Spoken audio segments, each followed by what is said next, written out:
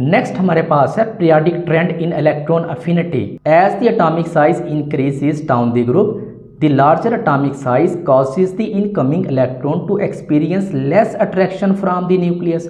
Consequently, electron affinity generally decrease down the group. This trend is observed in halogen. एक group में नीचे जाते हुए एटॉमिक साइज बढ़ता है, इलेक्ट्रॉन पर न्यूक्लियस की अट्रैक्शन कम हो जाती है, इलेक्ट्रॉन अफिनिटी डिक्रीज करती है। जब हम पीरियोडिक टेबल में ऊपर से नीचे की तरफ जाते हैं, फॉर एग्जांपल ग्रुप के अंदर, एक ग्रुप के अंदर अगर आप ऊपर से नीचे की तरफ जाते हैं, जैसे हैलोजन ग्रुप है, फ्लोरीन, क्लोरीन, ब्रोमीन वगैरह, तो हर नए एलिमेंट में न्यू शेल ऐड होती है जिससे एटम का साइज बढ़ता है। जब एटम बड़ा होता है तो न्यूक्लियस और नए इलेक्ट्रॉन के दरमियान फासला बढ़ जाता है, इलेक्ट्रॉन न्यूक्लियस से दूर होता है जिससे न्यूक्लियस का पुल कम महसूस होता है। फासले ज़्यादा होने की वजह से न्यूक्लियस इलेक्ट्रॉन को स्ट्रोंगली अट्रैक्ट नहीं कर पाता, अट्रैक्शन कम होती है। इस वजह से इलेक्ट्रॉन एक्सेप्ट करने पर एनर्जी भी कम रिलीज होती है। इस वजह से जब हम ग्रुप के नीचे जाते हैं तो इलेक्ट्रॉन अफिनिटी कम होती है, यानी लेस नेगेटिव हो जाती है। मतलब down the group electron accept करने पर कम एनर्जी रिलीज होती है। अब यहाँ देखें, ग्रुप में नीचे जाते हुए इलेक्ट्रॉन अफिनिटी डिक्रीज होती है, लेकिन क्लोरीन थोड़ा सा डिफरेंट बिहेवियर शो करता है। इसको हम क्विक चेक 1.5 में डिस्कस करेंगे। इसका सी यूज इसी से मुतल्लिक है। Generally electron affinity becomes more negative as we move from left to right in a period. This is firstly due to increase in nuclear charge which attracts additional electrons more strongly, and secondly due to decreasing atomic radius. Period में left से right जाते हुए electron affinity ज़्यादा negative होती है क्योंकि nuclear charge बढ़ता है, इलेक्ट्रॉन को ज़्यादा खींचता है। जब हम पीरियोडिक टेबल के एक पीरियड में लेफ्ट से राइट की तरफ जाते हैं तो हाइड्रोजन से लेकर फ्लोरीन, क्लोरीन तक, तो हर अगले एलिमेंट में न्यूक्लियस का चार्ज बढ़ता है, प्रोटॉन ज़्यादा हो जाते हैं। जैसे जैसे न्यूक्लियर चार्ज बढ़ता है एटम का साइज छोटा होता जाता है क्योंकि इलेक्ट्रॉन्स न्यूक्लियस के करीब आते हैं। तो जब नया इलेक्ट्रॉन डालते हैं तो न्यूक्लियस उसे स्ट्रोंगली अट्रैक्ट करता है। इस वजह से इलेक्ट्रॉन एक्सेप्ट करने पर ज़्यादा एनर्जी रिलीज होती है। इसीलिए इलेक्ट्रॉन अफिनिटी मोर नेगेटिव होती है from left to right in a period, यानी इलेक्ट्रॉन अफिनिटी इंक्रीज करती है as we go left to right in a period. For example, carbon की इलेक्ट्रॉन अफिनिटी कम है नाइट्रोजन से, और नाइट्रोजन की इलेक्ट्रॉन अफिनिटी कम है ऑक्सीजन से, ऑक्सीजन की इलेक्ट्रॉन अफिनिटी कम है फ्लोरीन से, और फ्लोरीन की इलेक्ट्रॉन अफिनिटी कम है क्लोरीन से। तो डियर, अगर एटॉमिक साइज डिक्रीज हो, इलेक्ट्रॉन अफिनिटी इंक्रीज होगी यानी मोर नेगेटिव होगी। न्यूक्लियर चार्ज इंक्रीज हो, इलेक्ट्रॉन अफिनिटी भी इंक्रीज होगी। इलेक्ट्रॉन रिपल्शन अगर इंक्रीज हो, इलेक्ट्रॉन अफिनिटी डिक्रीज होगी। स्टेबल इलेक्ट्रॉनिक कन्फिग्रेशन हो तो इलेक्ट्रॉन अफिनिटी डिक्रीज होगी, समटाइम्स पॉजिटिव भी हो जाती है।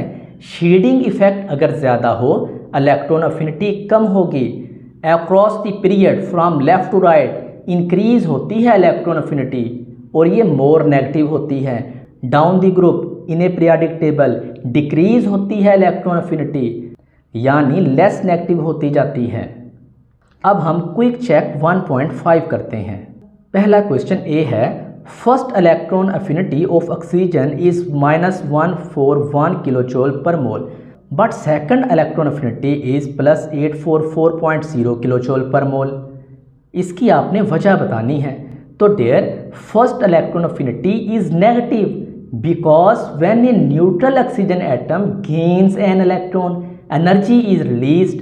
Second electron affinity is positive because when uni-negative oxygen ion already has a negative charge, it repels the incoming second electron, so energy is required to force it in, इसलिए ये positive हो जाती है। इसको हमने ऊपर भी डिस्कस किया था, आप वहाँ इसको दोबारा सुन सकते हैं। B question is, which of nitrogen and phosphorus has the higher electron affinity, justify with reason, कि फास्फोरस और नाइट्रोजन में से इलेक्ट्रॉन अफिनिटी किसकी ज़्यादा होगी। There phosphorus has a greater more negative electron affinity than nitrogen because nitrogen has a half filled 2p3 configuration which is very stable and its small atomic size leads to high electron repulsion when an extra electron is added. This makes it difficult for nitrogen to accept an additional electron, so its electron affinity is very low or even positive.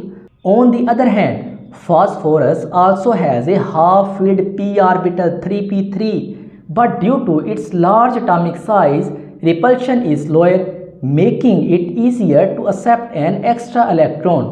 Therefore, phosphorus releases more energy when gaining an electron. Higher electron affinity means more negative charge. C question is, fluorine has lower electron affinity than chlorine, although its size is smaller. Explain why. अभी मैंने ऊपर आपसे कहा था कि chlorine का trend थोड़ा सा हटके है, इसको हम नीचे डिस्कस करेंगे। तो there fluorine is smaller than chlorine, it has more electron repulsion in its small 2p orbitals which reduces the energy released when an electron is added. Chlorine being slightly larger has less repulsion, so it releases more energy. यानी fluorine छोटा है लेकिन इसमें repulsion ज़्यादा होती है, energy कम release होती है। क्लोरीन थोड़ा बड़ा है फ्लोरीन की निस्बत, रिपल्शन कम होगी, यहाँ एनर्जी ज़्यादा रिलीज होती है, यानी इलेक्ट्रॉन अफिनिटी ज़्यादा होगी। नेक्स्ट डी क्वेश्चन है, why noble gases have positive first electron affinities, explain in terms of electronic configuration.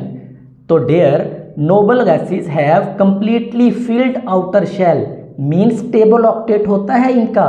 They do not want more electrons and adding one requires energy input, so electron affinity is positive, meaning energy is absorbed. यानी noble gases के पास already full shell होता है, वो electron लेना नहीं चाहते, इसलिए जब उनको इलेक्ट्रॉन दिया जाता है तो एनर्जी लगती है, इलेक्ट्रॉन अफिनिटी पॉजिटिव होती है। उम्मीद है आज का लेक्चर आपको पसंद आया होगा। अगर आपको कोई कन्फ्यूजन है तो ज़रूर कमेंट करें, मैं रिप्लाई करने की पूरी कोशिश करूँगा। लेक्चर अच्छा लगा हो तो वीडियो को लाइक करें, शेयर करें और चैनल को सब्सक्राइब करना ना भूलें। शुक्रिया।